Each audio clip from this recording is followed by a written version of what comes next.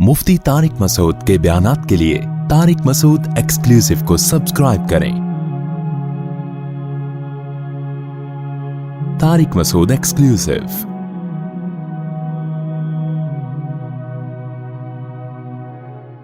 आज हमने 10वां पारा पढ़ा है और A to Z जिहाद ही पर मुश्तमिल है। ग़ज़वा बदर, ग़ज़वा हुनैन और ग़ज़वा तबूक, ख़ास तौर पर इन 3 ग़ज़वात का तज़किरा है।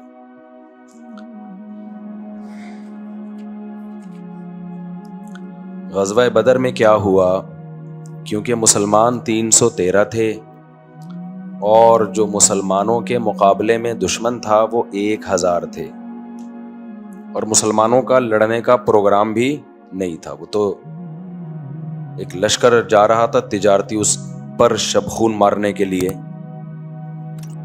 निकले थे वो, तो ज़्यादा साजो सामान भी नहीं था, इस तैयारी के साथ ही नहीं आए थे। लेकिन हुआ ये कि अबू सुफियान ने इत्तला दिलवा दी, अबू सुफियान को इत्तला मिली कि ऐसे तिजारती लश्कर आ रहा है, तो ये 313 लोग हैं, तो अब हम घेर के इनको कत्ल कर देते हैं। अब मेरे जहन से निकल गया अबू सुफियान लश्कर, वो जो तिजारती काफिले के अमीर थे, या वो मक्का में थे, किसी के जहन में हो तो भी मैंने रिकॉर्ड भी करवाया लेकिन दिमाग से निकल गया। खैर चलो, तो अब हुआ ये कि उधर से अबू जहल ने लश्कर तैयार करके बदर के मकाम पे भेज दिया। यानी इसकी मिसाल ऐसे है जैसे आपका दुश्मन जो है ना कुछ तिजारती माल लेके जा रहा हो जिससे आपकी जंग चल रही हो, तो पूरी कोशिश होती है ना भाई, जंगी है उससे तो कोई मुआहदा है नहीं। तो मदीना मुनव्वरा में सहाबा के हालात बहुत ख़राब थे, माली एतबार से इकनॉमिकली बहुत कमज़ोर थे, और इस कमज़ोरी पर मजबूर भी मुशरिकीन मक्का ने किया, उनको उनके घरों से निकलने पर मजबूर किया। तो ऐसी सूरत में शरन जायज़ है कि जिन लोगों ने आपके साथ ये हाल किया है और आपका उनसे कोई एग्रीमेंट भी नहीं है, तो आप उनके माल पे शबखून मार सकते हैं, क्योंकि वो दारुल हर्ब है ना, कोई मुल्कों का एग्रीमेंट तो है नहीं। ऐसे ही है जैसे आप किसी मुल्क में बगैर वीज़े के चले जाओ तो उस मुल्क के लिए हलाल है, बॉर्डर पे गोली भी मार सकता है आपको, पूरी दुनिया में लॉ है ये, और आपका सारा माल भी आपसे छीन सकता है। तो आप सल्लल्लाहु अलैहि वसल्लम को इल्म हुआ कि भाई ऐसे तिजारती काफिला आ रहा है, तो आपने 313 अफराद तैयार किए, चलो भाई हम जाके हमला करते हैं और वो सारा तिजारती माल हम कब्जा कर लेते हैं। सही भी पता चलता है, देखो नबी ने असबाब भी इख्तियार किए। और ये जो आजकल बहुत सारे लोग बिला वजह के सूफी बने होते हैं, नहीं नहीं इस्लाम में तो बहुत अखलाक हैं, नहीं देखो हम तो मीठे मीठे, नहीं भाई, जो काम आपके लिए जरूरी है असबाब की दुनिया में वो तो करो पहले। तो नबी ने 313 अफराद तैयार किए, जाके हमने क्या करना है, शबखून। बुज़दिल जो लोग होते हैं ना, जिनको लड़ने का जिंदगी में कभी है ही नहीं, जिस कौम में लड़ाई की फायर पिन ही निकल गई हो, वो कौमें कभी भी जिंदा नहीं रहती हैं। पूरी दुनिया में हमेशा से ये उसूल चला आ रहा है। आज फिलिस्तीन क्यों बचा हुआ है, गजा की पट्टी आगे खड़े हुए हैं सीने तान के, और आप उनकी वीडियोस देखो, उन बच्चों के हौसले देख के चीखें मारने को दिल करता है। कल एक पाकिस्तानी आए हैं, मेरे जहन से उनका नाम निकल गया, वो बता रहे मैं जो विजिट करके आया हूं वहां जख्मी बच्चों के हौसले कितने बुलंद हैं, जख्मी बच्चों के। हम लोगों के बच्चे देखो क्या बना दिया है हम लोगों ने, कैसे मम्मी डैडी बन चुके हैं, और वहां बम बरस रहे हैं, और उन बच्चों के हौसले देखो, जरा भी उनको कोई शर्मिंदगी नहीं है, हौसले हैं उनके हम कि अल्लाह हमें ही फतह देगा। तो अल्लाह को ऐसे लोग पसंद हैं। इस्लाम के ब्लड में जो है ना शुरू से जिहाद है। आप देखोगे ना ये सूरह अनफाल, सूरह तौबा, सारी इसी पर है। और इस पे ये लोग कहते हैं कि इस्लाम तलवार से फैला है। भाई तलवार से इस्लाम, तुमने जो चीज फैलाई है ना तलवार से, हजरत मुफ्ती तकी साहब ने फरमाया ना कि फर्ज कर लो इस्लाम तलवार से फैला है, तुमने बमों से क्या फैलाया दुनिया में, पूरी दुनिया में जिना को इन्होंने माहौल बना दिया। ये बम की ताकत है इसके पीछे। होमोसेक्सुअलिटी को पूरी दुनिया में प्रोमोट किया जा रहा है। इसके पीछे अखलाक नहीं है, इसके पीछे क्या है? बम है। आप दाओ यूरोप में स्कूलों में आपका बच्चा होमोसेक्सुअलिटी पढ़ने पर मजबूर है, माँ बाप शिकायत नहीं लगा सकते कि हमारे बच्चों को क्या गंद सिखा रहे हो ना, पीछे से फोर्स किया जाएगा आपको कि नहीं आपके बच्चे को ये पढ़ना पड़ेगा। वहां गर्लफ्रेंड आपका बच्चा बना रहा है, आप सख्ती नहीं कर सकते बच्चे के ऊपर। कानून किसको सपोर्ट करेगा? बच्चे को। तो ये बम की ताकत है ना पीछे। तुमने बम की ताकत से दुनिया में क्या, बहुत से यूरोप के कंट्रीज हैं नशा लीगल है। आपका बच्चा नशा कर रहा है, बच्चे को नहीं रोक सकते। चर्स पी रहा है, नहीं रोक सकते आप उसको। शेल्टर कौन देगी? स्टेट शेल्टर देगी। तो हजरत मुफ्ती तकी साहब ने बड़ी प्यारी बात की कि अगर तुमने बमों से ये गंद दुनिया में सूद के निज़ाम में जकड़ दिया, तो हमने अखलाक अगर तलवार से नमाज फैला दी, माँ बाप की इताअत और फर्माबरदारी फैला दी, और हमने तलवार की ताकत से रमज़ान फैला दिया, ज़कातों का निज़ाम फैला दिया और पर्दा दुनिया में प्रोमोट कर दिया, तो इसमें कौन सा ऐसा शर्मिंदा होने की बात है? ठीक है ना। इस्लाम का जिहाद का फलसफा फसाद के लिए नहीं है, दुनिया से फसाद को ख़त्म करने के लिए। तो अल्लाह ताला क्या फरमाते हैं कि हाँ, तो अब क्या हुआ, नबी सल्लल्लाहु अलैहि वसल्लम ने असबाब की दुनिया में इरादा किया कि भाई हमारे मुआशी हालात बहुत ख़राब हैं, तो हम क्या करते हैं? शबखून मारते हैं। एक तिजारती काफिला आ रहा है, जाके उस पर चढ़ाई करते हैं और उनसे तिजारती माल लेके आ जाते हैं। कोई मुआहिदा, हाँ मुआहिदा हो ना मुल्कों के, आजकल आपस में क्या चल रहे हैं? मुआहिदे चल रहे हैं। ऐसा ना कोई बरतानिया का ट्रक यहाँ से घूम रहा हो, आप 313 अफराद ले जाके शबखून मार दी। वो तो आप किसी एग्रीमेंट करके आया है ना, एग्रीमेंट करके आया है।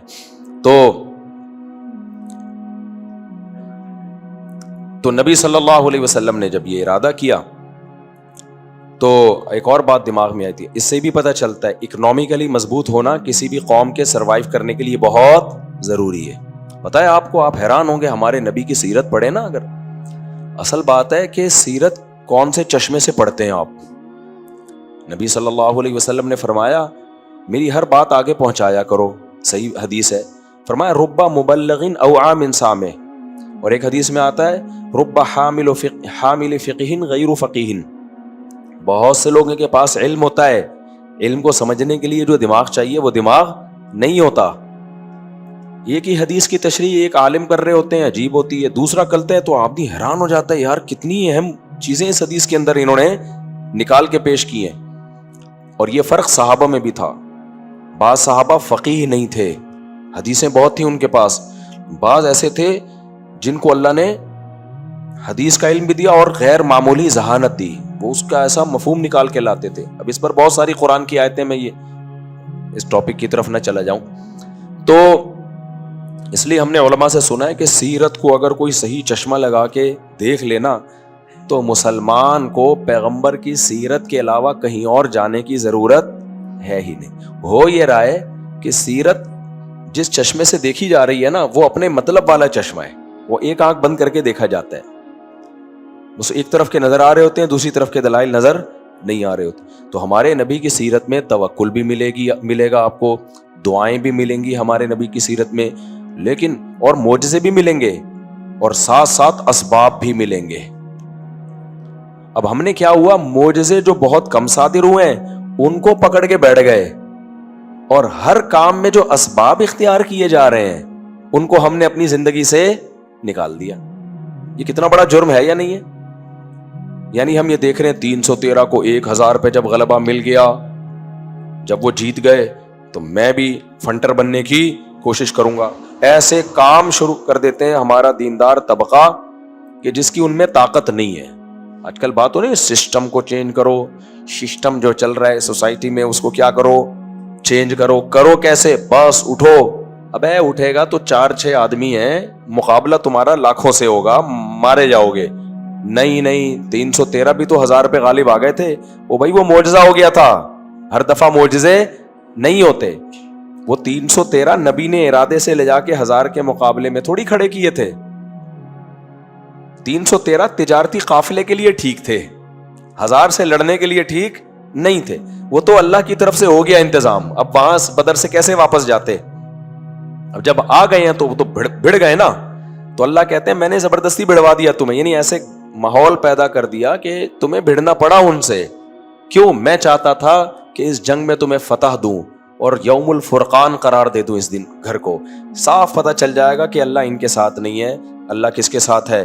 تمہارے ساتھ ہے. لیکن ہمارے نبی کی جہاد کی سیرت میں آپ جب بھی دیکھیں گے گراؤنڈ ریئلٹی کو دیکھ کے فیصلے کیے جا رہے ہیں, فرشتوں کے انتظار میں فیصلے نہیں کیے جا رہے. جب فیصلے کر لیے گراؤنڈ ریئلٹی کو دیکھ کر, پھر تسلی کے لیے فرشتوں کی مدد بھی ہو رہی ہے اور فرشتوں کی خوشخبریاں بھی سنائی جا رہی. آج ہمارے دیندار لوگوں کی زندگی سے سیرت کا یہ والا پہلو کیا ہو گیا ہے؟ نکل گیا. ایک اور مثال دے کے پھر جلدی سے اس صورت کی طرف آتا ہوں. دیکھو غزوہ خندق میں چاروں طرف سے لشکروں نے حملہ کرنے کا پروگرام بنایا کہ نہیں بنایا؟ ہمارے نبی نے اسباب اختیار کیے. آپ نے یہ نہیں فرمایا کوئی بات نہیں, تم دیکھنا کہ میں پانی کے چشمے میں ہاتھ ڈالوں گا, پانی پھوٹ پڑے گا, دودھ کا ایک پیالہ سب کے لیے کیا ہو جائے گا؟ کافی ہو جائے گا, کوئی مسئلہ نہیں ہے, یہ مدد اللہ کی آئے گی اور سب اسلحہ پہنو اور مقابلے کے لیے کود پڑو. جب 313 کو 1000 پہ اللہ غالب کر سکتا ہے, بدر تو پہلے ہوئے نا, احزاب تو بعد میں ہوئی ہے, تو ان لشکروں سے کیا لینا دینا, بس کود پڑو. صحیح ہے نا؟ مدد کہاں سے اترے گی؟ بدر میں بھی تو فرشتے اترے تھے, یہاں بھی اتر جائیں گے. نہ بھائی, وہ کام فرشتے اتارنا کس کا ہے؟ اللہ کا. آپ فرشتوں کی امید پہ نہ بیٹھے رہیں. آپ کا کام ہے کہ چاروں طرف سے لشکر حملہ کر رہا ہے, پہلی کوشش تو کریں کوئی ایسے مذاکرات ہو جائیں کہ یہ حملہ کرے ہی نہیں. دشمن جب طاقتور ہو تو اس سے لڑا نہیں جاتا, بہت زیادہ طاقتور ہو تو اس سے لڑا نہیں جاتا. جنگ کو ٹالنے کی کوشش, جیسے صلح حدیبیہ میں کیا آپ نے. بھائی 1400 ہیں, یہ کہاں اتنے لوگوں سے, اور موت پہ بیعت تو ہو چکے ہیں, جذبہ بہت اچھا ہے, لیکن اگر یہ سارے ہی شہید ہو گئے تو اتنے مخلص لوگ تو میرے پاس بچیں گے کون پھر؟ تو وہاں آپ نے کیا کیا؟ جنگ کو ٹالا. احزاب میں ٹال نہیں سکتے تھے کیونکہ مشرکین بغیر معاہدے کے کود پڑے تھے. سارے عرب قبائل جمع ہوئے, انہوں نے بولا بھائی اب یہ روز روز کی جنگوں سے جو ہے بات بن نہیں رہی ہے, ایک ہی دفعہ میں کیا کرو, جب چاروں طرف سے حملہ ہوگا تو کہاں بچ سکتے ہیں یہ لوگ. اب وہاں تو مذاکرات کا کوئی آپشن تھا ہی نہیں, تو پھر کیا کیا گیا؟ اب اسباب اختیار کیے جا رہے ہیں. آپ صلی اللہ علیہ وسلم نے بلایا لوگوں کو, صحابہ کو, بھائی مشورہ دو کیا کرنا ہے. حالانکہ آپ پر وحی نازل ہوتی تھی, آپ کو مشوروں کی کیا ضرورت تھی, لیکن آپ یہ کیوں کر رہے ہیں؟ اس لیے کہ قیامت تک وحی نازل نہیں ہوگی. امت جب اس سچویشن میں آئندہ کبھی آئے گی تو اوپر سے جبریل تھوڑی آ کے بتائیں گے کیا کرنا ہے. تو میں ایسا پیکج امت کو دیکھ کے جاؤں جو قیامت تک بولو چلے, ایسا پیکج دے کے جاؤں نا. اور وہ پیکج کیا ہے؟ مشورہ. جلد بازی نہ کرو, اپنی رائے پر امیر اعتماد نہ کرے. ہمارے نبی سے زیادہ ذہین کوئی ہو سکتا تھا, لیکن آپ نے اپنی رائے پہ اعتماد نہیں کیا کہ بس جو میری سمجھ میں آ رہا ہے میں وہ کروں گا, تم سب چپ بیٹھے رہو. آج کل کیا ہوتا ہے, جو میں کہہ رہا ہوں نا چپ, یہ سٹائل چل رہا ہوتا ہے آج کل. امیر جو ہے نا, کوئی بھی سیاسی جماعت کا لیڈر ہو یا فوجی لیڈر ہو, جب تک اس میں فلیکسیبلٹی نہیں ہوگی, لچک نہیں ہوگی, وہ کامیاب لیڈر کبھی بھی نہیں بن سکتا. جو ون مین شو ہوتا ہے نا, میں وہ کبھی بھی کامیاب نہیں ہو سکتا. وہ اپنے آپ کو اور اپنی قوم کو مروائے گا, جیسے کہ فرعون نے مروایا تھا. فرعون نے جب درباریوں سے مشورہ کیا نا کہ یہ موسیٰ کی تحریک بہت چل رہی ہے, موسیٰ علیہ السلام, تو درباری نے کہا کہ بھائی سن تو لو, شاید صحیح کہہ رہے ہوں, ٹھیک ہے نا, اور پچھلی امتوں کا تو حشر تم نے دیکھ لیا ہے. اتنی زبردست اس نے پوری تقریر کی تھی. تو فرعون نے کہا میں وہی کہوں گا جو میری کھوپڑی میں آ رہا ہے, بس. خود بھی مرا اور پبلک کو بھی مروا دیا. کرنا تو وہی ہے جو آپ کی کھوپڑی میں آ رہا ہے, لیکن کھوپڑی میں آنے سے پہلے جو دوسروں کی کھوپڑیوں میں آ رہا ہے اس کو بھی مارکیٹ میں لاؤ, اینالائز کرو, تجزیہ کرو, اس کے بعد فیصلہ کرو کہ صحیح کیا ہے غلط کیا ہے. مانا امیر ہی کی بات جائے گی, خوب سمجھ لو. اور امیر کے لیے جائز نہیں ہے کہ اس کی کھوپڑی میں آ کچھ اور رہا ہے اور فیصلہ آپ کی کھوپڑی کے مطابق کر دے. وہ کل بیان میں کمنٹس کی وجہ کھوپڑی کا لفظ استعمال نہ کیا کریں. تو امیر فیصلہ اپنی ہی کھوپڑی کے مطابق کرے گا, لیکن وہ تھوڑی دیر کے لیے یہ فیصلہ کرے گا کہ بھائی مجھے کچھ بھی نہیں پتا, نیوٹرل ہو جائے وہ, پھر وہ لوگوں سے مشورے لے, اس کے بعد دیکھے کہ کس کے مشورے میں جان ہے کس کے مشورے میں جان نہیں ہے, اس کے بعد جا کے رائے قائم کرے اور پھر اس پہ ڈٹ جائے. رائے اس کی اپنی ہی ہوگی, اور عین ممکن ہے جتنی رائے سب کی اس کے سامنے آئے, امیر کی رائے سب کے اگینسٹ ہو, یہ بھی جائز ہے, کوئی بات نہیں, اب کسی کی رائے پر عمل نہ کریں, لیکن رائے لیں ضرور. اس سے کم از کم یہ پتا چل جائے گا آپ کو کہ جو کام آپ کرنے جا رہے ہیں اس کے مثبت اور منفی, پازیٹیو اور نیگیٹو تمام پہلو آپ کے سامنے آ جائیں گے, تو آپ کے لیے فیصلہ کرنے میں آسانی ہوگی. سمجھتے ہو کہ نہیں سمجھتے؟ اور اگر فیصلہ ایسا ہو, ایک بڑی دلچسپ بات اور بھی ہے اس میں, ایسا فیصلہ ہو نا جس میں آپ کو پتا ہے کہ میں صحیح ہوں, لیکن میں یہ صحیح فیصلہ اگر سب پہ تھوپوں گا نا تو مانیں گے نہیں لوگ, تو پھر لوگوں کی رعایت بھی کر لینی چاہیے امیر کو. آپ حیران ہو گئے, پتا ہے اللہ میاں جو ہے نا, اللہ میاں وہ بھی تھوڑا سا پبلک کی ڈیمانڈ کا خیال کرتے ہیں. بڑی زبردست بات ہے یہ, اس کو سمجھیں. یعنی بعض لوگ جو بالکل ہی لچک نہیں رکھتے نا, یہ پبلک کیا کہہ رہی ہے, نمازی کیا کہہ رہے ہیں, کمیٹی کیا کہہ رہی ہے, نہ بس جو میری کھوپڑی میں نا. اللہ میاں دیکھو, یہ جو تراویح کے بارے میں حدیث میں آتا ہے, نبی صلی اللہ علیہ وسلم نے چند دن پڑھائی اور فرمایا کہ مجھے ڈر ہے تم پہ فرض نہ ہو جائے. بہت سے لوگ اس حدیث کی تشریح میں بڑے پریشان ہوتے ہیں, یار فرض تو جب تک اللہ کرے گا نہیں ہوگی نا, آپ کے مسلسل پڑھانے سے فرض تھوڑی ہو جائے گی. جب تک اللہ کی طرف سے وہی نہیں آئے گی کہ فرض ہے تو فرض ہوگی. یہ بہت سے لوگ سوال پوچھتے ہیں. تو پتہ ہے مسئلہ کیا ہے, شریعت میں بہت سے حکام ایسے ہیں جو پبلک کی بھی ڈیمانڈ تھی اور نبی کی بھی خوشی تھی, اللہ نے فرض کر دی. وہ بعض کام ایسے نبی چاہتے تھے, امت نہیں چاہتی تھی, اللہ نے وہ بھی فرض نہیں کی. ٹھیک ہے نا, جیسے نبی نے فرمایا کہ میں چاہتا ہوں کہ لوگ عشاء کی نماز 1/3 رات تک مؤخر کریں, لیکن آپ نے دیکھا کہ صحابہ کی چاہت یہ نہیں ہے. وہ نیند سے نا مسجد میں جھوم رہے ہوتے تھے. عشاء کی نماز کا ٹائم تھا, آپ صلی اللہ علیہ وسلم حجرے سے تشریف ہی نہیں لا رہے, اور پیچھے عورتیں بھی بچے بھی سب اونگ رہے ہیں بیٹھے بیٹھے نا, ان پہ بڑا شاک گزر رہا ہے. اب کسی کی ہمت بھی نہیں ہو رہی کہ بلائے. صحیح حدیث ہے یہ. حضرت عمر تھے ذرا دل گردے والے, انہوں نے فرمایا نامت النساء والصبیان, عورتیں بچے سو رہے ہیں, سب جھوم رہے ہیں. نبی کے حجرے کی طرف نا آواز دی انہوں نے. پھر آپ صلی اللہ علیہ وسلم تشریف لائے, فرمایا اگر مجھے امت پر خوف نہ ہوتا تو میں تمہیں حکم دیتا کہ اس نماز کو دیر تک مؤخر کرو, لیکن صحابہ کی یہ چاہت نہیں تھی کیونکہ بہت تھکے ہوئے ہوتے تھے. تو نبی کی چاہت تھی, صحابہ کی نہیں تھی, اس لیے اول وقت میں ہی پڑھی جا رہی ہے. کیا خیال ہے؟ اسی طرح حدیث میں آتا ہے نبی نے بہت زیادہ مسواک کی ہے, بہت زیادہ مسواک کی. آپ نے فرمایا اگر مجھے امت پہ مشقت کا خوف نہ ہوتا میں ہر نماز میں مسواک کو لازم قرار دے دیتا, لیکن مشقت ہے. کیا مطلب؟ تم یہ افورڈ نہیں کر پاؤ گے.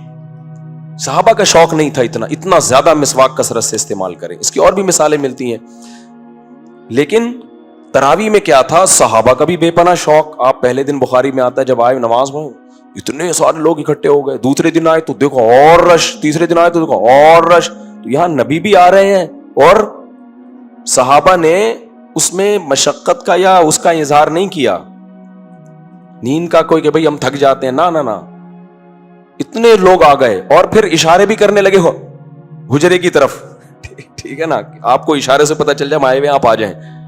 پھر آپ کو لگا میرا تو شوق ہے اور امت کا بھی شوق ہے, تو اپنا شوق ختم کرو تاکہ یہ نماز واجب نہ ہو جائے, کیونکہ یہاں امت کا شوق بہت زیادہ تھا. تو اس سے پتہ چلتا ہے دیکھو نبی کا بھی شوق, اللہ پبلک کا بھی شوق. تو اللہ میاں دونوں کے شوق کی ڈیمانڈ دیکھ کے کیا کر دیتے ہیں, چلو اس کو لازم کر دو. تو اللہ تو بادشاہ ہے, جب وہ بھی آپ کی اور ہماری ڈیمانڈ کا خیال کرتا ہے. اور بھی قرآن میں کچھ احکام ایسے ہیں جس سے پتہ چلتا ہے اللہ ہماری ڈیمانڈ کا خیال کرتا ہے.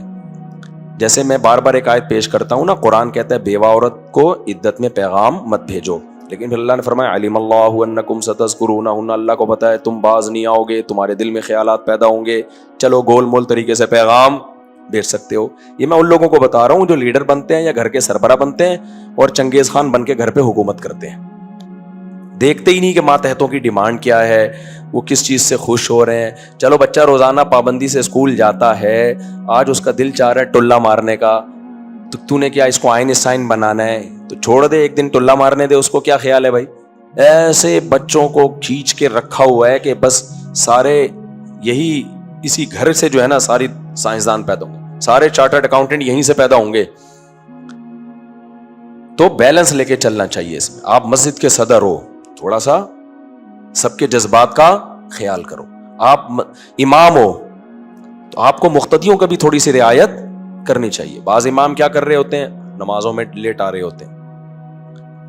جب ان کو بولا یار ایک دن ہوتا ہے، 2 دن ہوتا ہے، کیا ہوا تم شادیوں میں آدھے گھنٹے انتظار نہیں کرتے کیا؟ بارات میں ابے بھائی وہ کھانا ہے یار، اس میں تو 6 مہینے بھی انتظار کر لیں گے جا کے. آپ اس کو نماز پر قیاس کر رہے ہو جو 5 ٹائم پر. چلو کبھی ہو جاتا ہے، کبھی عوام کو چاہیے امام کا خیال کر لے یار آج اتفاق سے کیا ہو گئے، لیٹ ہو گئے. لیکن ہر وقت ایک صاحب نے مجھے کہا کہ ہماری مسجد کے امام ہر نماز میں لیٹ ہیں، 2-3 منٹ لازمی لیٹ ہے. یہ غلط ہے بھائی. تو پبلک کا خیال کر لو تھوڑا سا یار. بعض چیزیں صحیح جو ہے نا، بعض چیزیں تو ہوتی ہی غلط ہیں اور بعض صحیح ہوتی ہیں، لیکن ماتحتوں کا تھوڑا سا خیال رکھنا پڑتا ہے. تو اب اللہ سے بڑا کون ہوگا؟ اللہ میاں بھی پبلک کی ڈیمانڈ کا کیا کرتے ہیں؟ تھوڑا خیال کر رہے ہوتے ہیں کہ چل بھائی جانے دے. ٹھیک ہے، اور بھی مثالیں اس کی. خیر، تو اب کیا ہوا کہ بھائی غزوہ بدر میں تو نبی صلی اللہ علیہ وسلم نے اکنامکلی بھی، میں بتا رہا تھا سیرت کے بہت سے پہلو ہمیں بڑے شاندار ملتے ہیں، سارے پہلو شاندار ہیں. تو اس میں ہمارے نبی نے غزوہ خندق میں مشورہ لیا کہ یار پہلے ہم مشورہ تو کریں، یہ والی جنگ تو ہم نے کبھی دنیا میں دیکھی نہیں ہے کہ ساری طرف سے ہی مل کے حملہ کر لیں. تو کیا کریں، سب سے کون لڑے گا بیٹھ کے؟ ہم ہوتے وہاں پہ ہم کہتے ہیں کوئی بات نہیں، جب بدر میں فرشتے آ سکتے ہیں تو اب کیوں نہیں آ سکتے؟ نہ. اچھا وہاں میں نے بتایا جنگ ٹالنے کا آپشن بھی نہیں تھا، تو مشورہ کیا گیا. پھر بھائی کن ملکوں میں ایسی جنگ ہوتی ہے، پہلے تو وہ ایسا بندہ پکڑ کے لاؤ. ہم نے تو کبھی ایسی جنگ دیکھی نہیں. سلمان فارسی آئے فارس کے، ایران کے، انہوں نے کہا ہمارے ہاں ایسی جنگیں، کیونکہ ایران ایک سپر پاور تھی اس وقت. فارس کی حکومت جو تھی نا، ایسے جیسے روس اور امریکہ، بہت بڑی طاقت تھی اس وقت. 2 بڑی طاقتیں تھیں، ایک روم اور ایک فارس. مسلمانوں کو سب سے خطرہ انہی 2 سپر پاوروں سے تھا. ظاہر ہے وہ سپر پاور لڑ کے ہی بنے تھے نا، الیکشن سے تھوڑی بنے تھے وہ. تو اب ان کا یہ تھا مسئلہ کہ وہ ان کے پاس جنگوں کے تجربے بہت تھے، پاورفل. جیسے آج امریکہ کے، ہماری آرمی بھی بہت ساری چیزیں امریکن سے سیکھ رہی ہے، ترکی آرمی بہت ساری چیزیں امریکن سے سیکھ رہی ہے. بہت سے لوگ بھی جہاں سے کچھ ملے تو سیکھو. تو اس وقت ایران تھا بہت بڑا ایک سپر پاور تھی. تو حضرت سلمان فارسی کو بلایا گیا، بھائی تم ایک سپر پاور سے تمہارا تعلق رہا ہے. انہوں نے بتایا کہ ہم کیا کرتے ہیں بھائی، ہم جنگ روکنے کے لیے خندقیں کھود دیتے ہیں، اتنی بڑی بڑی خندقیں کہ گھوڑا اس کو کراس کر کے آنا. اب پیدل تھوڑی آئیں گے وہ، پہلے خندق میں اترے پھر سیڑھیاں لگائیں، اس دوران تو بندہ مار دے گا ان کو. گھوڑے پہ آنا ہے تو گھوڑا آ نہیں سکتا خندق میں، نیچے اتارے گا تو اوپر کون چڑھائے گا اس کو. اب خندق کھودنا آسان کام نہیں ہے، یہ بہت مشکل کام ہے گڑھے کھودنا. لیکن اس کے علاوہ کوئی آپشن جان بچانے کا ہے نہیں. اسی وجہ سے علماء کہتے ہیں کہ جہاد میں نا اگر کافر دشمن مسلمان قیدیوں کو ڈھال بنا لے، کہ آپ نے اگر اس کو تیر مارا، گولی ماری، تو پہلے کس کو لگے گی؟ مسلمان قیدی کو. علماء نے کہا پھر بھی ان پر فائرنگ کرنا جائز ہے جنگ کے میدان میں. وجہ اس کی یہ ہے کہ وہ چند قیدیوں کی حفاظت کی خاطر اگر آپ نے تیر اندازی چھوڑ دی تو وہ چند تو بچ جائیں گے، لیکن دشمن کو فتح ملے گی، وہ گاجر مولی کی طرح کاٹ دے گا آپ کو. تو یہاں بڑی مصیبت سے بچنے کے لیے کیا کرنا پڑے گا؟ چھوٹی مصیبت برداشت. تو اس میں علماء نے لکھا ہے کہ ہدایت کا جو کتاب الجہاد ہے نا، بڑا مزیدار خاندانی ہے، اور یہ اس وقت لکھا گیا ہے جب مسلمان یہ سب کچھ کر رہے تھے، دنیا پہ خلافتیں قائم ہو رہی تھیں. وہ جب میں ہدایت میں کتاب الجہاد پڑھاتا تھا نا، بڑا مزہ آتا تھا یار، کہ یہ وہ کتاب الجہاد تھا جو اس وقت پریکٹیکلی زندہ تھا، ہو رہا تھا دنیا میں، کہ جب چڑھائی کا ارادہ کرو وَاسْتَعِینُوا بِاللَّهِ، اللہ سے مدد طلب کرو. تو یہ وہ ساری عبارتیں تھیں جو اس وقت مسلمان کی زندگی میں پریکٹیکلی تھیں. نہیں، مسلمان کنٹریز چڑھائیاں کر رہے تھے، دشمن کو پیغام بھیج رہے تھے کہ بھئی اگلا ہدف ہمارا فلاں کنٹری ہے. کہاں تک پہنچ گئے تھے؟ فرانس تک پہنچی تھی مسلمانوں کی فوجیں. یورپ تو گیا تھا، یورپ کا پروگرام وڑ گیا تھا، بہت دن سے وڑنا نہیں آیا. اٹلی جو ہے نا، اٹلی آپ کو پتا ہے اٹلی میں پانی پہ ایک جزیرہ ہے، آپ سمجھتے ہو یہ اٹلی والوں نے شو کے لیے بنایا ہوا ہے؟ شو کے لیے نہیں بنایا ہوا. اٹلی تک مسلمان فاتحین پہنچ چکے تھے. تو یورپ کے جو لوگ ہیں نا، یہ بھاگ بھاگ کے، جو ان کی بڑی روم کی طاقتیں تھیں، یہ سمٹ سمٹ کے پیچھے ہٹتے ہٹتے ہٹتے جزیروں میں جا کے آباد ہو گئے تھے، پانیوں میں جا کے. کہتے ہیں آج وہاں سائن بورڈ لگا ہوا بھی ہے. میرا دوبارہ اٹلی سفر ہوا، انشاءاللہ وہ میں دکھاؤں گا. تو وہاں جا کے انہوں نے کیا کیا، پھر وہ پانیوں میں جا کے آباد ہوا. وہ مسلمان فاتحین وہاں تک پہنچ چکے تھے. پھر آپس میں لڑ لڑ کے سارے علاقے ان کو دے دیے. مسلمانوں کو جو سب سے بڑا مسئلہ ہے نا، مسئلے کو آپ بعد میں جا کے، کیونکہ مسجد میں وہ لفظ استعمال نہیں کر سکتا، مسئلہ کے لیے ایک لفظ استعمال ہوتا ہے. وہ مسئلہ یہ ہے کہ یہ اپنی ہی حکومتوں کو کھاتے ہیں ہمیشہ سے، اور یہ آج سے نہیں، ہمیشہ سے. جب بھی مسلمانوں کے پاس ایک بڑی آرمی تیار ہوئی ہے نا، بہت بڑی فوج مجاہدین کی، اور اس نے علاقے فتح کرنا شروع کیے ہیں، تو فوج میں جب دیکھا فوجی کمانڈر نے کہ بہت پاورفل ہو گیا ہوں میں، تو اس کو بادشاہ سے یا امیلا سے، خلیفہ سے کوئی اعتراض ہوا، یار یہ ٹھیک نہیں ہے، یہ یوں نہیں کر رہا. تو ٹھیک بھائی صبر کر لے یار، تو چھوڑ دے، وہ ظالم ہے، شرابی ہے، کبابی ہے، جیسا بھی ہے، چھوڑ، یہ اس کا پرسنل معاملہ ہے. نہ، میں اس کو ٹھیک کروں گا. ٹھیک کرنے کے چکر میں جب بڑی فوج تیار ہوئی، مجاہدین کو ورغلایا کہ حکومتی بھی ہم کیوں نہیں قبضے میں لیں حکومت. واپس پلٹے، اور وہ جو لڑائیاں ہوئی آپس میں بغاوتوں سے، آیا تو کچھ بھی نہیں، ساری فتوحات کا دروازہ رک جاتا تھا. ہمیشہ سے یہی ہوتا رہا ہے. ہندوستان میں آئے، وہاں بھی یہی ہوا، مختلف ملکوں سے آتے رہے. پھر جب، یعنی سب سے زیادہ حکومت کو یہ ڈر ہوتا تھا، ہم نے بڑا لشکر تیار کیا نا، تو یہ ہمیں ہی نہ کھا جائیں. تبھی تو ایجنسیوں میں کیا ہوتا ہے، دیکھتے ہیں نا، جو کوئی تحریک زیادہ طاقت پکڑ رہی ہے، ان کو آپس میں ایجنسیاں لڑوا دیتی ہیں کہ ایسا نہ ہو کل یہ ہمارے باپ بن کے ٹھیک ہے یہ ہمیں ہی کھانا شروع کر دیں. صحیح کرتی ہیں، غلط کرتی ہیں، ایجنسیوں سے جا کے پوچھو. لیکن مسئلہ یہی ہے، سب سے پہلے ہمیں اسٹیٹ کو بچانا ہے. سمجھ رہے ہو؟ کسی بھی نام سے کوئی اسٹیٹ کو توڑنے کے چکر میں ہے نا، چاہے کوئی بھی لیبل ہو، سمجھ لو یہ ملک کا کبھی بھی خیر خواہ نہیں ہو سکتا. تو ٹوٹی ہیں خلافتیں بھی، اور کیا بیڑا غرق ہوا ہے فتوحات کا. ہمیشہ کبھی غیر مسلموں نے ہمیں نہیں نقصان پہنچایا، ہم ہی جا کے بڑھتے بڑھتے نا، جب کھوپڑی گھومنی شروع ہوتی تھی، خود اپنے ہی حکمرانوں کے خلاف کھڑے ہو جاتے تھے. تو اب دیکھو نبی نے کیسے اسباب اختیار کیے. تو خندقیں کھودی ہیں، پھر اللہ کی مدد بھی آئی ہے. ایک سرید کا پیالہ سینکڑوں کے لیے کافی ہو رہا ہے. تو بدر میں بھی ایسے ہی. تو اب مجبوری تھی بھائی، 313 ہیں تو لڑنا ہے، تو اللہ نے حکم دیا. اللہ نے اب مدد کرنا شروع کی صحابہ کی، جس کو قرآن نے یہاں بیان کیا. پہلی مدد کیا؟ یہ اذ یریکہم اللہ فی منامک قلیلا ویقللکم فی اعینہم. اللہ نے ان کو دکھایا، مشرکین کو صحابہ زیادہ کر کے دکھا دیے، اور صحابہ کو مشرکین کم کر کے. تبھی جنگ میں نا مورال بلند رکھنا یہ بڑا ضروری ہوتا ہے. حالانکہ 1000 تھے، لیکن ان کو دیکھنے میں کیا لگ رہے تھے؟ کم. اور یہ 313 تھے، دیکھنے میں کیا لگ رہے تھے؟ زیادہ. آپ کو پتا ہے جب بھی کسی ملک کی طاقت کو توڑنا ہوتا ہے نا، تو غیر ملکی میڈیا یہیں کے لوگوں کو خرید کر اسٹیٹ کے خلاف پروپیگنڈا شروع کر دیتا ہے. اتنا جھوٹ بولو، اتنا جھوٹ بولو. ہمارے استاذ فرماتے ہیں اس دجال کے آنے کی ضرورت نہیں ہے. اس زمانے کا سب سے بڑا دجال سوشل میڈیا ہے. صحافی بکتے ہیں اس میں. اگر آپ کی حکومت کسی صحافی کو 1 لاکھ دے رہی ہے، اس آپ کے ملک کے دشمن 10 لاکھ دے رہے ہوتے ہیں اس کو. تو اتنا جھوٹ، سارے صحافی، میں نہیں کہتا ایسے ہوتے ہیں، اتنا جھوٹ بولا جاتا ہے. تو دیکھو اس چکر میں نہیں رہا کرو کہ سوشل میڈیا کی یہ خبر ٹھیک ہے یا غلط ہے. یہ دیکھا کرو اس سے میرے کنٹری کو فائدہ ہو رہا ہے کہ نقصان ہو رہا ہے. ابھی دیکھو یہ کیا نام ہے آپ کا، شاکر بھائی نے کل واقعہ سنایا جرمنی میں کیا ہوا ہے. ایک شراب پیا ہوا آدمی گھسا، ان کے کوئی ریلیٹیو تھے، کوئی گورا تھا نا، پی کے ٹن ہو گیا، گھر میں گھس کے بزرگ کو بھی قتل کر دیا. بزرگ تو نہیں، 50 سال ان کی عمر. ان کی بیوی کو بھی چاقو مارے، اور بھی کتنے لوگوں کو زخمی کر دیا. جو 3 بچے جو بیچارے کہیں چھپ گئے وہ بچ گئے. وہ بزرگ کا تو آج آیا جنازہ ان کا، کل ان کا جنازہ آیا جرمنی سے، ان کی میت آئی ہے. لیکن کسی جرمنی کے کسی چینل پہ یہ خبر، بولو، یہ تو میں نے ان سے سنی، ان کے ریلیٹیو تھے، میت آئی ہے، تو میں آپ کو بتا رہا ہوں جرمنی میں کسی کے پڑوس کو بھی خبر نہیں ہوگی کہ پڑوسیوں میں یہ ہو گیا ہے. وہ اپنا نیگیٹو، منفی چیز کبھی دنیا کے سامنے آنے نہیں دیتے تاکہ لوگوں کو اسٹیٹ سے محبت رہے. لوگ کہیں اسٹیٹ اتنی اچھی, اسٹیٹ اتنی اچھی, زبردست. اور یہ جو سسٹم میں کرتا ہوں نا, ساری دنیا میں ہوتا ہے سسٹم, پورا صحیح سسٹم دنیا میں کہیں بھی. ہمارے یہاں تھوڑا زیادہ شین کے نقطے زیادہ ہوتے ہیں, ان کے تھوڑے کم ہوتے ہیں. پھر جمہوریت پوری دنیا میں کہیں نہیں ہے. یہ لارے انڈیا میں کیا جمہوریت ہے؟ یہ جو آیا ہے آپ کا مودی,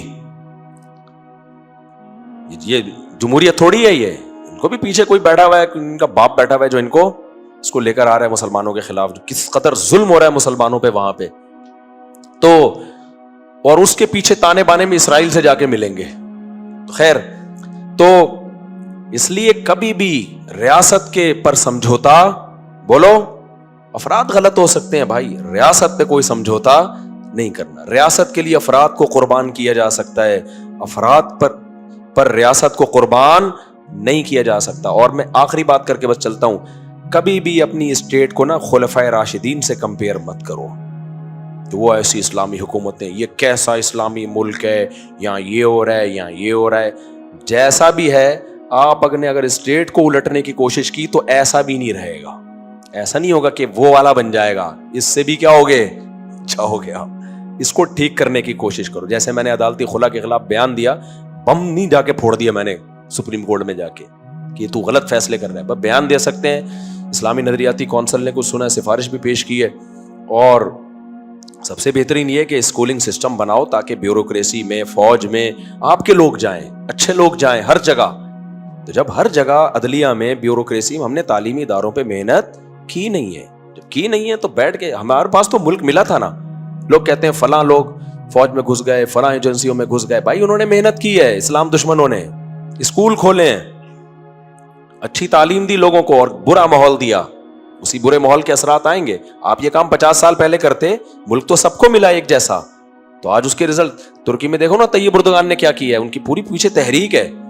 تو باتیں کرنے پر گورنمنٹ کی طرف سے کوئی پابندی نہیں ہے. آج بھی جو لوگ انقلاب کی باتیں کر رہے ہیں نا, ان کے پاس انقلاب کا کوئی پیکیج ہے نہیں, بس باتیں ہیں. تو کوئی بھی پراپر وے میں کام کرو, پازیٹیو جس کے نتائج ہوں, بے شک دیر سے نتائج نکلیں گے, وہ کام مت چھوڑو. اور کوئی ایسا کام نہ کرو جس سے اسٹیٹ کیا ہو جائے, کمزور ہو جائے, اس سے بیڑا غرق ہوگا آپ کا, کوئی خیر حاصل ہونے والی نہیں ہے. تو نبی صلی اللہ علیہ وسلم کو اللہ نے کیا فرمایا, پہلا انعام اللہ نے کیا کیا بھائی, اللہ نے کہا ان کو تمہاری نظر میں زیادہ اور تمہیں ان کی نظر میں تھوڑا. تو جب بھی جنگ ہو تو یہ حوصلہ دلانا چاہیے, یہ دلانا چاہیے بھائی ہم بہت ہیں, ہم کمزور نہیں ہیں, اور دشمن کمزور ہے, وہ طاقتور نہیں ہے. اب ہمارے پاس ایٹم بم ہے نا, اس پہ بھی لوگوں کو چڑ ہو رہی ہے, ابے کیا کرنا ہے ایسے ایٹم بم کا, وہ شب برات میں پٹاخے کے لیے رکھا ہوا ہے, ان باتوں سے کیا فائدہ ہوگا آپ کو, ملک کا بیڑا غرق ہوگا. دشمن کہے گا جب ان کو اپنے ایٹم بم پہ خود ہی وہ نہیں ہے, ٹھیک ہے آپس میں بیٹھ کے جو مرضی کرو, میڈیا پہ جب آپ کی بات جائے گی دنیا سنے گی, بولو بھائی جان تمیز سے رہنا, ہمارے پاس کیا ہے, بم ہے. نہیں آ رہی میرا خیال ہے بات. اپنی گھر کی راز کی باتیں, سسٹم کی باتیں دشمن کو شیئر کرنا. اب کتنے لوگ ہیں ان کے انٹرویو انڈیا چلا رہا ہے, ہم یہاں غور سے سن رہے ہیں, اور انڈیا ان کو کیا کر رہا ہے, چلا رہا ہے پاکستان کے اگینسٹ.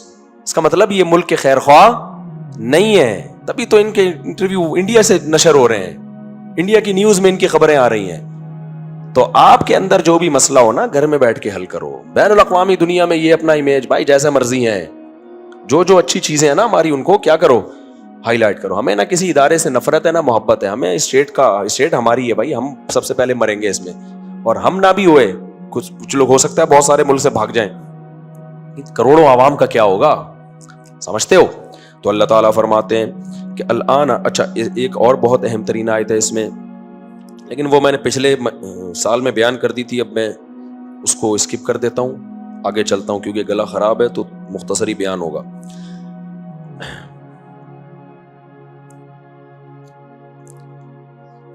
نبی صلی اللہ علیہ وسلم نے نا مال غنیمت جو غزوہ بدر میں قیدی تھے نا, ان کو فدیہ لے کے چھوڑ دیا.